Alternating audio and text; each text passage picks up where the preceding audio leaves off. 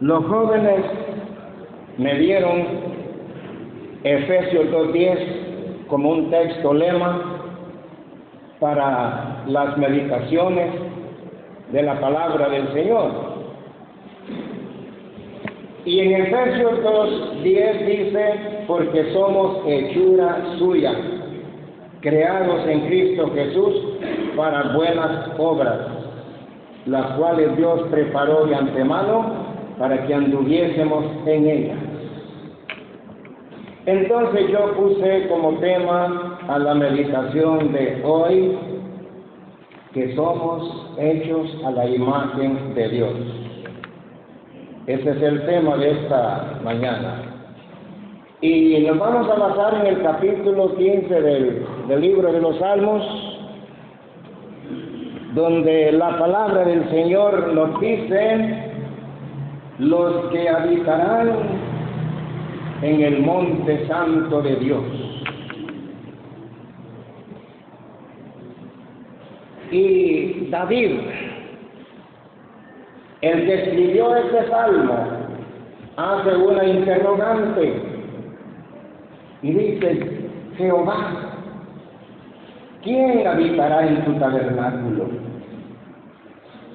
¿Quién morará en tu monte santo? A la luz de este versículo y lo que dice Efesios 2:10, ¿quiénes son los que pueden habitar en el tabernáculo, en el monte santo? Aquellos cuyo corazón es limpio por la sangre de nuestro Señor Jesucristo. Aquellos en quienes el Espíritu Santo ha hecho morada en sus corazones. Repetidas veces leemos en la Biblia la palabra tabernáculo. La palabra tabernáculo es una palabra hebrea que quiere decir lugar de habitación. En el Antiguo Testamento se le llamaba tabernáculo a la casa de Dios, donde se manifestaba la gloria de Dios, donde se manifestaba la Shekinah de Dios. Shekinah es otra palabra hebrea que quiere decir la gloria de Dios morando entre los hombres. Pero una cosa grandísima que encontramos en la palabra de Dios, que en el Antiguo Testamento la Shekinah de Dios solo moraba en el tabernáculo, porque el Espíritu Santo en el Antiguo Testamento nadie lo tenía. Solamente los profetas, solamente los reyes, solamente aquellos siervos que Dios ungía para un servicio especial. Pero la generalidad del pueblo de Israel no tenía la Shekinah de Dios. Y lo importante en el Nuevo Testamento es que la Shekinah de Dios mora en todo creyente, en todo aquel que le ha recibido en su corazón. Porque vean lo que dice Romanos 5 y versículo 8. Ahí el apóstol Pablo nos dice: mas Dios muestra su amor para con nosotros en que siendo, perdón hermanos,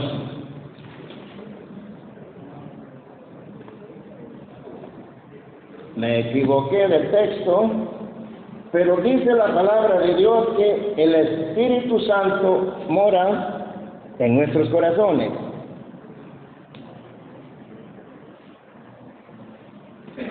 Es en el versículo 5:5, Romanos 5:5 dice: y la esperanza no avergüenza, porque el amor de Dios ha sido derramado en nuestros corazones por el Espíritu Santo. ¿Cómo termina diciendo?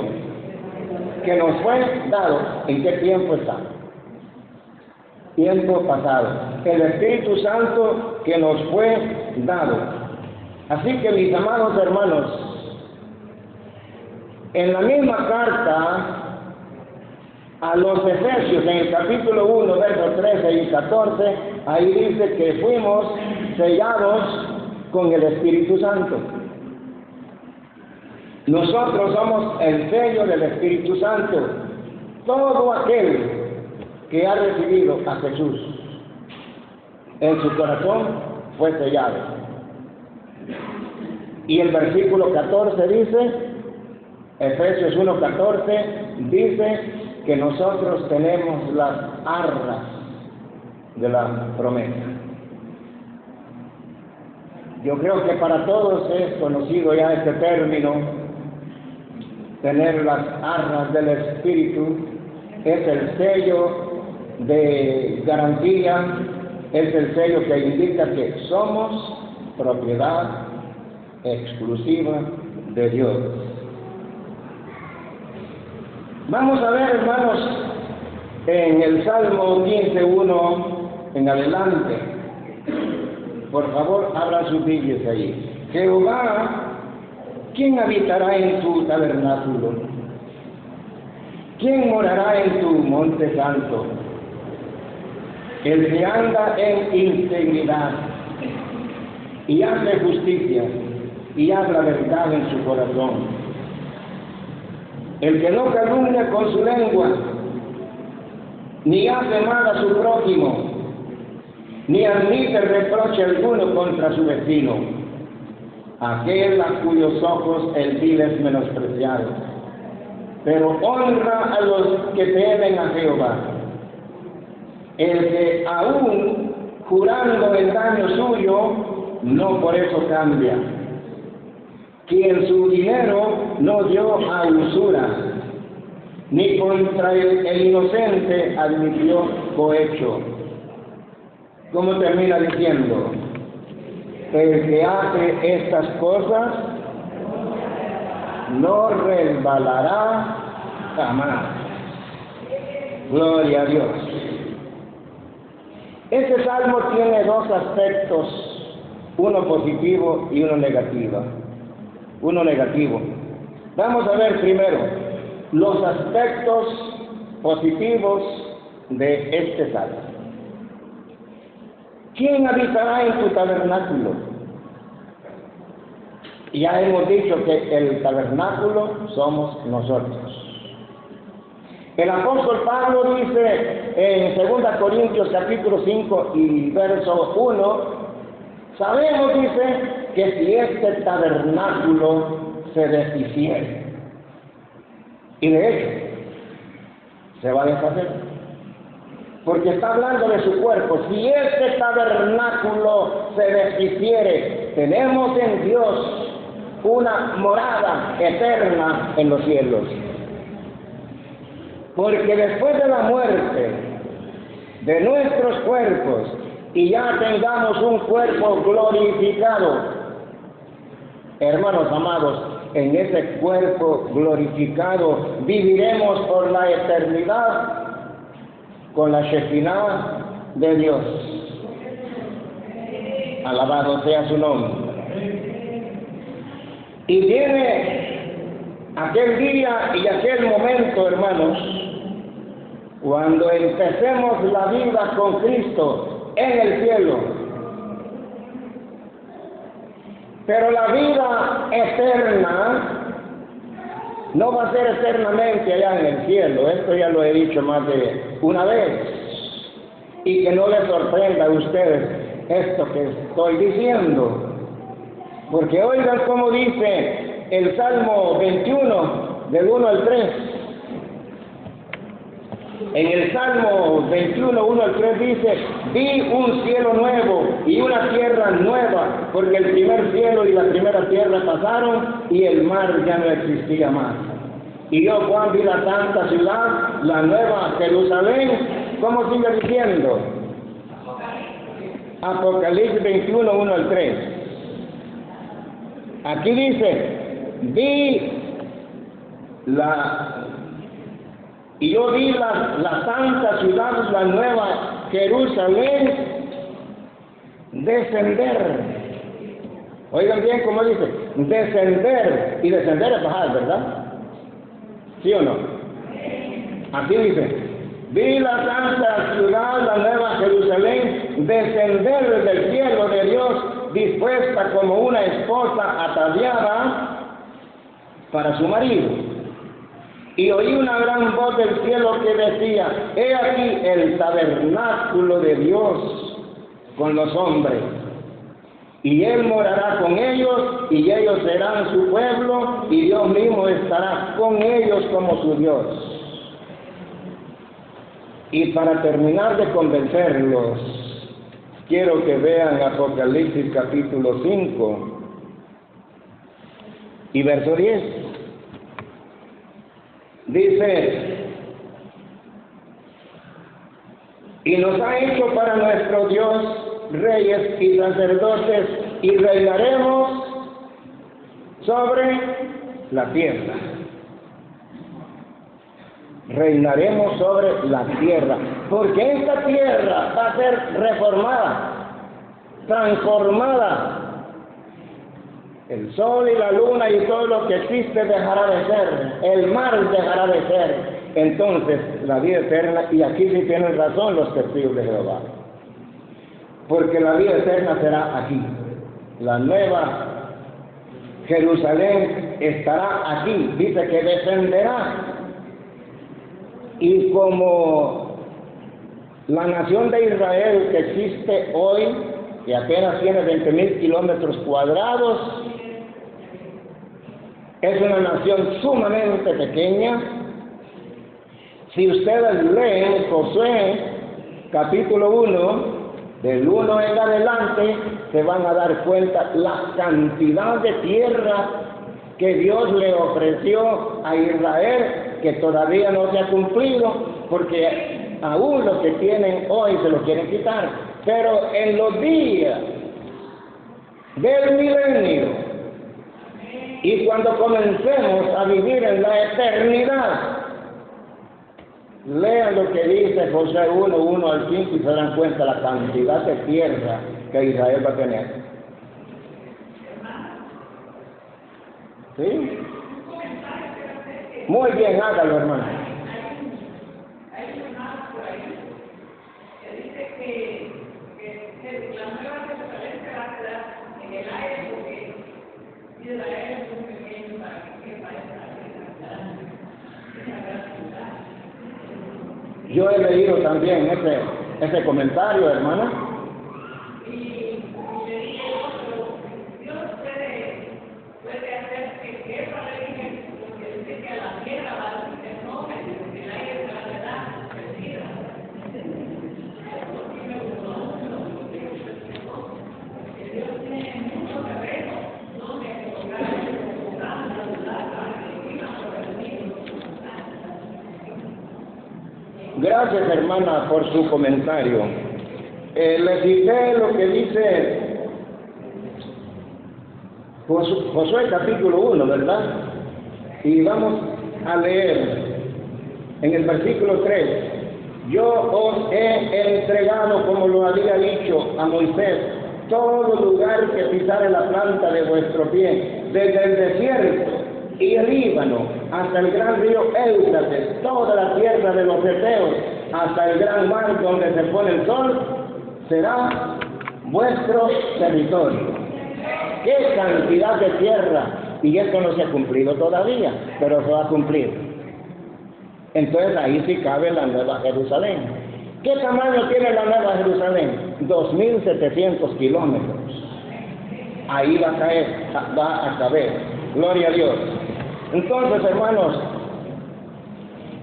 lo que dice el Salmo 15, Jehová, ¿quién habitará en tu tabernáculo? Nosotros somos la morada de Dios. Vive aquí y vivirá por la eternidad. ¿Quién morará en tu monte santo? Y dice, el que anda en integridad. Miren, hermanos, cada uno de ustedes, los que han aceptado a nuestro Señor Jesucristo, tenemos que vivir en integridad. Y la palabra integridad es una palabra que quiere decir completo. Íntegro quiere decir completo. Vean lo que dice el apóstol Pablo en capítulo 4, verso 1. ¿Cómo debe ser el andar de cada uno de los cristianos? Yo, pues, preso en el Señor, os ruego que andéis como es digno de la vocación con que fuiste llamados. Es decir, hermano y hermana, nosotros debemos de vivir con esta vocación divina que tenemos. Si usted aceptó a Cristo en su corazón, usted ya tiene una vocación. La palabra vocación aquí, bíblicamente, teológicamente, quiere decir el llamado que Dios hace a cada uno de nosotros para vivir de acuerdo a la vocación o llamado de Dios. Así tenemos que vivir, mis amados hermanos. Y dice también el verso 2, el que hace justicia. El hermano o la hermana que está en Cristo debe ser una persona justa, que hace justicia. Justicia con sus hijos. Va a mandar usted suponiendo que tiene 2 hijos, los va a mandar a la escuela. A uno le dice, toma estos 20 quetzales para ir a la escuela, y a otro le dice, aquí están 5 para vos para que vayas a la escuela. Y son hijos. ¿Hay justicia ahí? A uno le compran ropa nueva, zapatos nuevos, y al otro lo dejan dar con los mismos zapatitos viejos. ¿Hay justicia ahí? Si usted hace eso, no va al cielo. Si usted hace eso, no va a estar en el monte santo, alabando y glorificando el nombre de Dios. ¿No sabéis que los injustos no heredarán el reino de Dios? Dice 1 Corintios 6:9. Y en el mismo versículo 2 dice, el que habla verdad en su corazón. El hablar de cada cristiano tiene que ser la verdad. Hermanos amados, si nosotros somos cristianos, no mentimos. Pero si mentimos, no somos cristianos. Así de fácil, hermano. Si somos cristianos, no mentimos. Pero si mentimos, no somos cristianos. Tenemos que hablar la verdad. Otra vez llegando al libro de Efesios, en el capítulo 4 y versículo 25 dice, por lo cual, desechando la mentira, hablar verdad cada uno con su prójimo, porque somos miembros los unos de los otros. La mentira, aunque para muchos parezca un pecado liviano, la mentira, aunque para muchos parezca ser una mentira blanca, como dicen, para Dios es grave. Hermanos amados, todo mandamiento de Dios,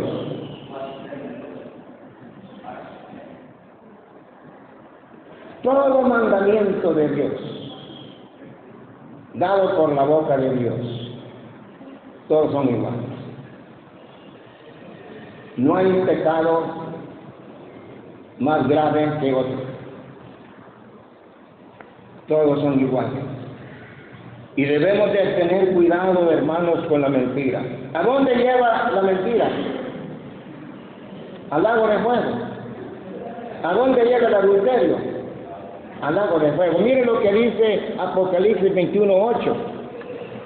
Apocalipsis 21:8 dice, pero los cobardes e incrédulos, los abominables y homicidas, los fornicarios y hechiceros, los idólatras y todos los mentirosos tendrán su parte en el lago que arde con fuego y azufre, que es la muerte segunda. Así que, si la mentira nos lleva, hermanos, al lago de fuego, es que también es un pecado gravísimo ante los ojos de Dios. Y miren cómo el escritor Juan compara a los mentirosos. En el capítulo 22 y verso 15, Apocalipsis 22:15, mire cómo le dice el apóstol Juan a los mentirosos: mas los perros estarán fuera, y los hechiceros, los fornicarios, los homicidas, los idólatras, y todo aquel que ama y hace mentira.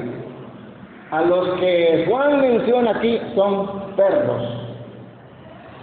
Tal vez esta palabra suena muy fea, muy despectiva, pero no lo estoy diciendo yo. Aquí dice el apóstol Juan que los hechiceros son perros, los fornicarios son perros, los homicidas son perros, los idólatras son perros, y todos los mentirosos son perros. Lo está diciendo la palabra de Dios. Así que, hermanos, solamente la Biblia nos abre los ojos para ver el pecado, para ver lo que Dios aborrece, y debemos de tener mucho cuidado. Si somos hechura de Dios, si tenemos la imagen de Dios, si tenemos la Shekinah de Dios, no podemos mentir. Amén. ¿Qué más dice la palabra de Dios, hermanos? En esta mañana, veamos el versículo 3. El que no calumnia con su lengua. Vamos a hablar también sobre la calumnia. La calumnia es, hermanos, una acusación falsa, denigrar. Eso es una calumnia. Coloquialmente decimos, le hicieron un levante. Coloquialmente decimos que se le hizo un levante a fulano de tal, y eso sucede todos los días en los pueblos. Calumniar es, hermanos, levantar una acusación falsa de una persona. Y yo quiero decirles en esta mañana que la calumnia es una forma de robar, porque está despojando a su víctima de su justo valor que tiene.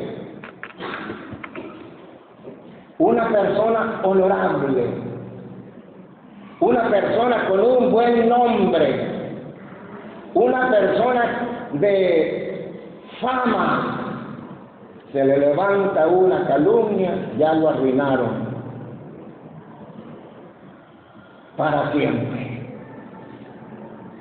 Porque le han levantado una calumnia, le han hecho un levante, como decimos, y ya esa persona, ante los ojos del pueblo, ya lo miran con desprecio, como una persona que no vale la pena. Algunos de ustedes han oído mencionar a Carlos Spurgeon. Carlos Spurgeon vivió en el siglo XIX, se le llamó el príncipe de los predicadores. Un hombre muy elocuente para predicar. Cierta mañana, él llegó al púlpito con una corbata muy larga. Y cuando bajó de predicar la palabra de Dios, se le acercó una hermana y le dijo: hermano Espurcio, permítame cortarle un pedazo a su corbata. Traje mis tijeras para cortarle un pedazo porque su corbata está muy larga. Y le contestó: pues corte todo lo que quiera, señora, le dijo, pero después me presta la tijera a mí para cortarle un pedazo de lengua, porque la tiene muy larga. Así que, mis amados hermanos, todo aquel que levanta calumnia está arruinando la vida de una persona.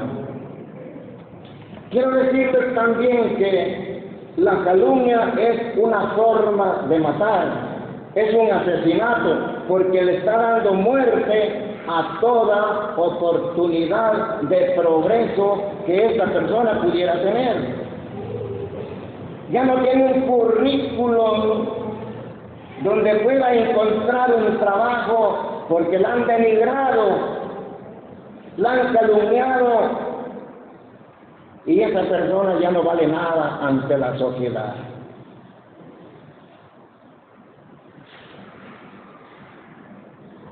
También, mis amados hermanos, la calumnia es un prejuicio. Es un prejuicio porque está denunciando a aquellos que no saben, aquellos que no conocen por experiencia. No podemos hacer prejuicio, mis amados hermanos, de ninguna persona. Vean lo que dice Romanos capítulo 2. Romanos capítulo 2 y versículo 1 al 3. ¿De qué habla el apóstol Pablo aquí? Por lo cual eres inexcusable, oh hombre, quien quiera que seas tú que juzgas.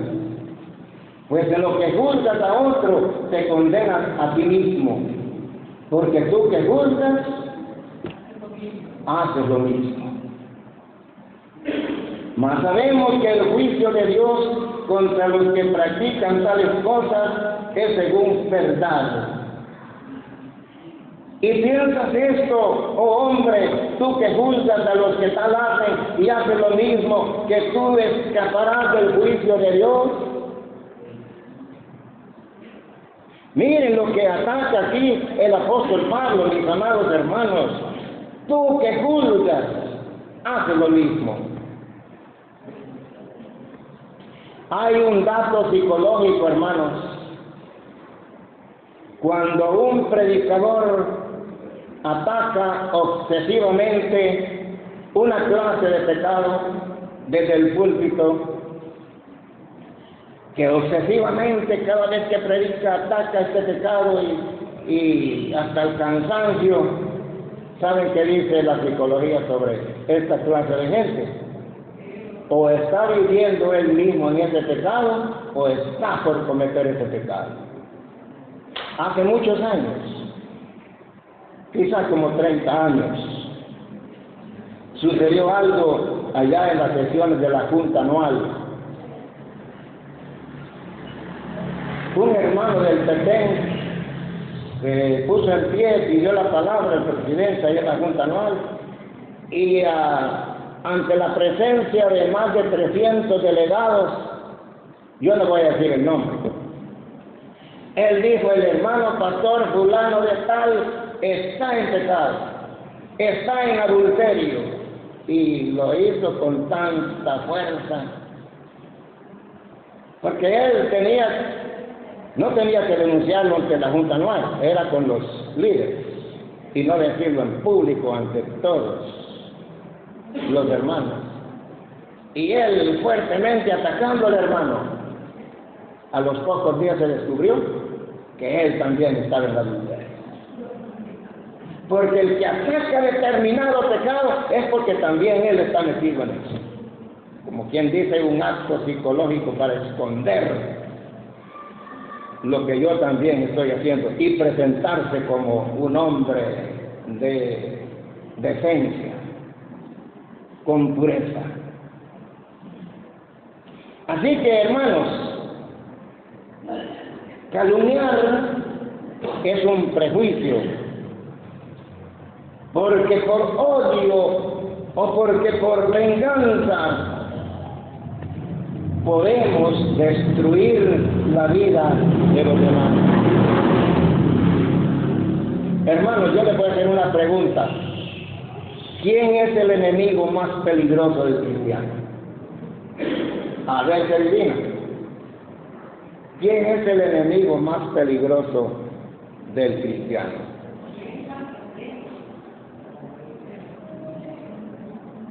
Pueden opinar, los que quieran y como quieran opinar.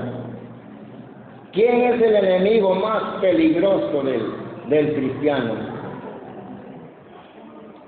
El enemigo más peligroso del cristiano es aquel que, llamándose hermano, no ha integrado, no ha internalizado la palabra de Dios en su corazón, que son capaces de destruir no solamente la vida de una persona, destruir la iglesia. Puede haber uno que si no ha integrado a Cristo, si no ha integrado la palabra de Dios en su corazón, puede destruir iglesias enteras. Vamos a otro versículo, por favor, hermanos. Proverbios 22:1. Vamos a ver qué nos dice Proverbios 22:1. Pero yo quiero darle la oportunidad a uno de ustedes que lo lea. Proverbios 22:1. ¿Quién lo desea leer? Que más estima es el buen nombre que las muchas riquezas y la buena fama más que la plata y el oro. Amén. Gracias, hermano. De más estima es el buen nombre. ¿Se dan cuenta? De más estima es el buen nombre que las muchas riquezas. La estima, la decencia, el honor de cada uno de ustedes, hermanos, vale más que el oro. Vale más que la plata. Pero viene uno con su calumnia, le levanta una calumnia, lo denigra de los demás. Ya lo arruinó, hermano. Ya lo arruinó. De tal manera que hay muchas personas que cuando lo han denigrado de una manera tan grave, mejor prefiere morir antes que ser el desecho de la sociedad. ¿Qué más sigue diciendo la palabra en el versículo 3? Veamos. El que no calumnia con su lengua, ni hace mal a su prójimo. No hacer mal a su prójimo. ¿Qué les pasa a los malos, hermanos? Vean lo que dice el Salmo 9:17. ¿Qué le pasa a los malos? Los malos serán trasladados ¿a dónde? Al Seol. Seol es una palabra hebrea que se utiliza solamente en el Antiguo Testamento. Seol es una palabra que solo se utiliza en el Antiguo Testamento. Porque en el Nuevo Testamento la palabra que se utiliza es Hades, pero es la misma cosa. Seol, Hades, es la misma cosa. Entonces, todo aquel que hace mal, como dice, los malos serán trasladados al Seol. Cuando una persona está en cama, agonizando, muriendo, al expirar, al salir su alma, al salir su espíritu, será trasladado al Seol, que traducido es infierno. Se va al infierno. Y ya no habrá nada ni nadie que lo saque de ahí. Todo aquel que muere sin conocer a Jesucristo, al infierno. ¿Y quiénes más? Y todas las gentes que se olvidan de Dios serán trasladadas al Seol, o al Hades, o infierno. Y cuando venga el día, el gran día de la resurrección, van a salir del Seol o del Hades para ser trasladados ¿a dónde? Al lago de fuego. Eso está bien claro en el capítulo 20 del Apocalipsis, que la muerte entregará a los muertos, el mar entregará a los muertos y el Hades entregará a los muertos para ser trasladados al lago de fuego. Hay otro asunto en el versículo 3. Ni admite reproche alguno contra su vecino. ¿Qué quiere decir esto, hermanos? Que el texto dice, no admite reproche alguno contra sus enemigos, contra sus vecinos. Esto quiere decir que si usted viene a mí hablando mal de un hermano, lo está denigrando y me dice barbaridades de la vida de un hermano, si yo acepto todo lo que usted me está diciendo, ¿qué pasa conmigo? Yo no admito ni permito que personas vengan a decirme calumnias de ningún hermano, que vengan haciendo prejuicios de ningún hermano. Si usted acepta, hermanos, y participa también y le dice, sí, es cierto, hermano, tiene razón esta persona.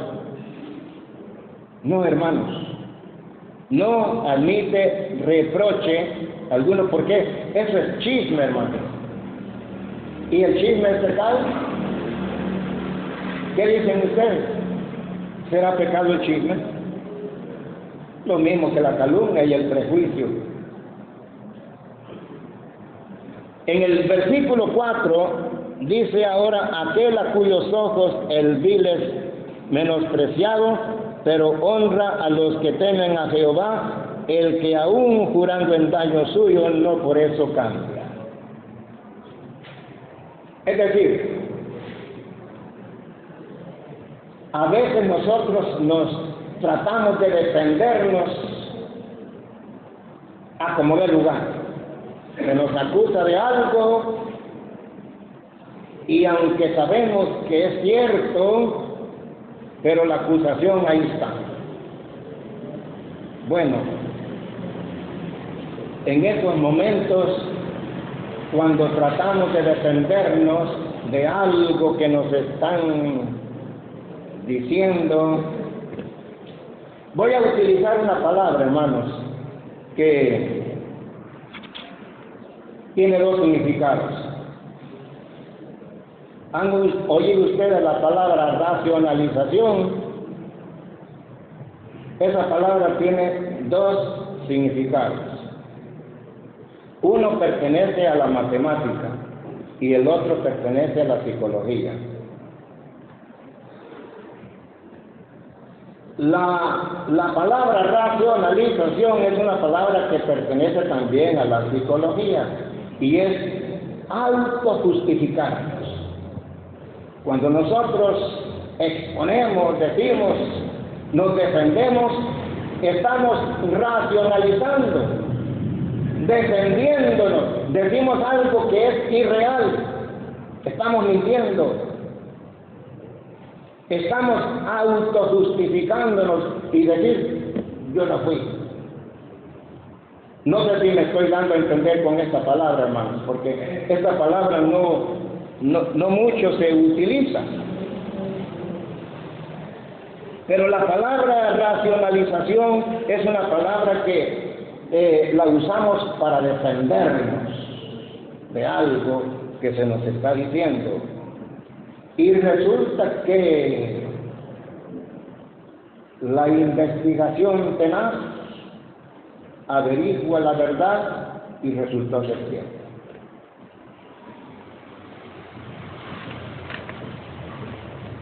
¿Qué más dice esta palabra, hermanos, que estamos estudiando? En el versículo 5 dice, quien su dinero no dio a usura. Ustedes saben lo que quiere decir la palabra usura, ¿verdad? Si buscamos en la Biblia esa palabra usura, eso es prestar dinero a interés. Alguien que participe leyendo Éxodo 22:25. Éxodo 22:25. ¿Qué dice, hermanos?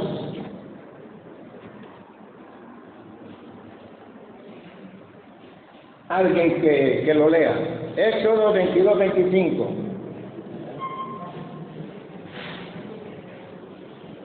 Cuando prestares el dinero a uno de mi pueblo, al pobre que está contigo, no te contarás con ellos como rodeo, ni le impondrás usura. Amén. Es decir, en el pueblo de Israel está esta práctica de prestar dinero. Pero el mandamiento divino es que si le prestan a uno de sus mismos compatriotas, no tenía que ponerle o imponerle usura, prestarle a interés. De los extranjeros sí podían exigir interés. Vamos a ver otro versículo que tenemos en Deuteronomio 23:19 y 20. Alguien que pueda leerlo. Deuteronomio 23:19. Pueden participar, hermanos.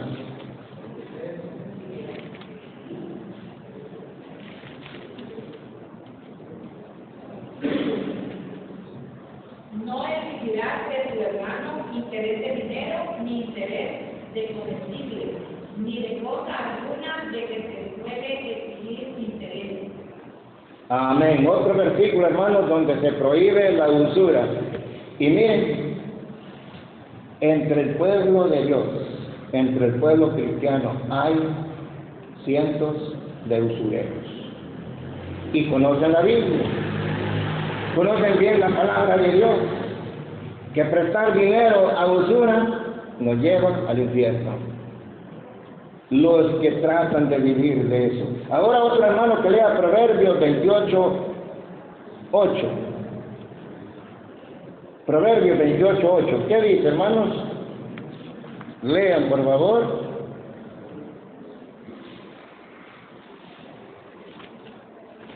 Proverbios 28:8. El que aumenta su riqueza con usura y preciso interés, para aquel que se compadece de los pobres lo aumenta.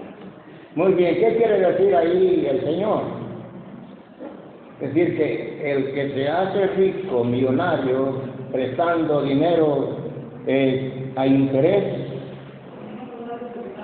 no lo va a disfrutar, eso quiere decir.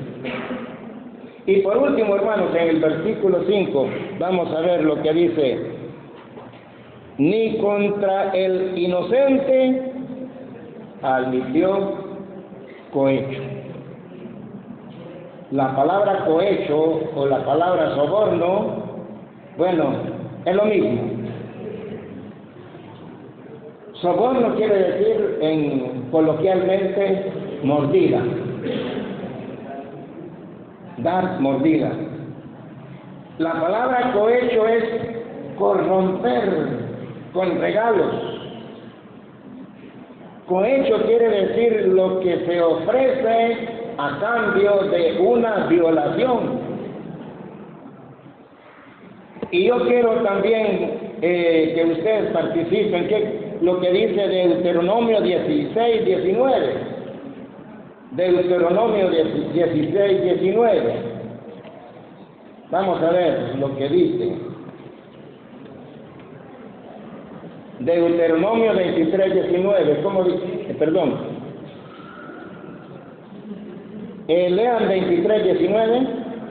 No exigirás de tu hermano interés de dinero, ni interés Perdón, hermana, perdón. Deuteronomio 16, 19 dice, no tuerzas el derecho, no hagas acepción de personas, ni tomes soborno, porque el soborno ciega los ojos de los sabios y pervierte la palabra de los justos. Disculpen, ese era el versículo que quería dar, lo que es el cohecho. Ahora sí, Deuteronomio 27, 25. Deuteronomio 27, 25. Maldito el que recibiere soborno para quitar la vida al inocente, y da todos los pueblos. Amén. Maldito el que recibiere soborno. Y es una práctica